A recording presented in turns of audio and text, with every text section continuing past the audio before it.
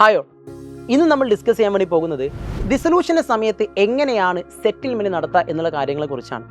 First of all 1932 Indian partnership ആക്ടിലെ section 48 പ്രകാരം നോക്കുകയാണെങ്കിൽ ഒരു ഫേമിന് നഷ്ടം വരികയാണെങ്കിൽ, അതായത് losses are paid first out of profit ആയിരിക്കും, നെക്സ്റ്റ് ഔട്ട് ഓഫ് ക്യാപിറ്റൽ ആയിരിക്കും, and lastly by partners individually ആയിരിക്കും. അതായത് ഒരു ഫേമിന് നഷ്ടം സംഭവിക്കുകയാണെങ്കിൽ ആ നഷ്ടം ആദ്യം നമ്മൾ എങ്ങനെയായിരിക്കും ഡീൽ ചെയ്യുക?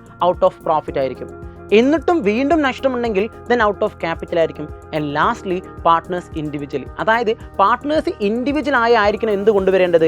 ആ നഷ്ടത്തെ നികത്തേണ്ടത് എന്നുള്ളതാണ് ആ കാര്യം. ഇനി നമുക്ക് എന്ത് ചെയ്യാം? ഒരു ഫേമിലെ അസറ്റിനെ എങ്ങനെയാണ് അപ്ലൈ ചെയ്യുക? അതായത് അസറ്റ് സെല്ല് ചെയ്താൽ നമുക്കറിയാം ഒരുപാട് പണം കിട്ടും. ഈ പണത്തെ നമ്മൾ എങ്ങനെയാണ് ബിസിനസ്സിൽ ലയബിലിറ്റീസ് പെയ്ഡ് ഓഫ് ചെയ്യാൻ ഉപയോഗിക്കേണ്ടത് എന്ന കാര്യം നമുക്ക് നോക്കാം. ഓക്കെ അല്ലേ? So the asset of the firm shall be applied in the following manor.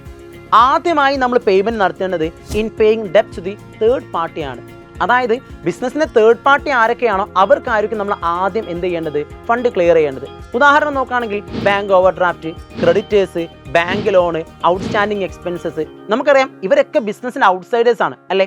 So ഔട്ട്സൈഡേഴ്സിന് വേണം ആദ്യം നമ്മൾ ഫണ്ട് കൊടുക്കാൻ, അതായത് തേർഡ് പാർട്ടിക്ക് വേണം ഫണ്ട് ക്ലിയർ ചെയ്യാൻ. Second one, paying off the each partner proportionally what is due to him from the firm for advances. അതായത് നമ്മുടെ പാർട്ട്നേഴ്സ് ആരെങ്കിലും ബിസിനസ്സിലേക്ക് വല്ല ലോൺസോ അഡ്വാൻസസോ കൊണ്ടുവന്നിട്ടുണ്ടെങ്കിൽ രണ്ടാമതായി നമ്മൾ അതിന് വേണം ക്ലിയർ ചെയ്യാൻ. ഇനി മൂന്നാമത്, in paying to each partners towards capital. അതായത് മൂന്നാമതായി നമ്മൾ പേയ്മെൻറ്റ് നടത്തുന്നത് പാർട്ട്നേഴ്സിൻ്റെ ക്യാപിറ്റൽ എന്തുണ്ടോ ആ ക്യാപിറ്റലിനെയാണ് നമ്മൾ എന്ത് കൊടുക്കേണ്ടത്? തിരിച്ചു കൊടുക്കേണ്ടത്.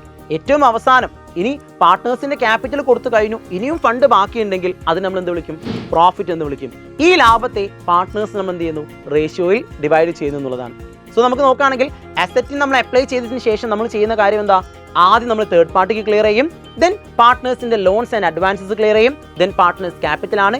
ഇനി ബാലൻസ് ഉണ്ടെങ്കിൽ അത് നമ്മൾ എന്ത് ചെയ്യും? പാർട്ട്നേഴ്സിന് പ്രോഫിറ്റ് ഷെയറിംഗ് റേഷ്യോയിൽ പിരിച്ചു കൊടുക്കും. സോ ഈ വീഡിയോ എല്ലാവർക്കും മനസ്സിലായി എന്ന് വിചാരിക്കുന്നു. എക്സാമിനേഷന് പൊതുവെ 2 മാർക്കിന് ചോദിക്കാൻ സാധ്യതയുള്ള ക്വസ്റ്റ്യൻസ് ആണ്. സോ ഇത്തരത്തിലുള്ള ഒരുപാട് ചോദ്യങ്ങൾക്ക് വേണ്ടി, ഒരുപാട് ഉത്തരങ്ങൾക്ക് വേണ്ടി തീർച്ചയായിട്ടും ചാനൽ സബ്സ്ക്രൈബ് ചെയ്യുക. All the best.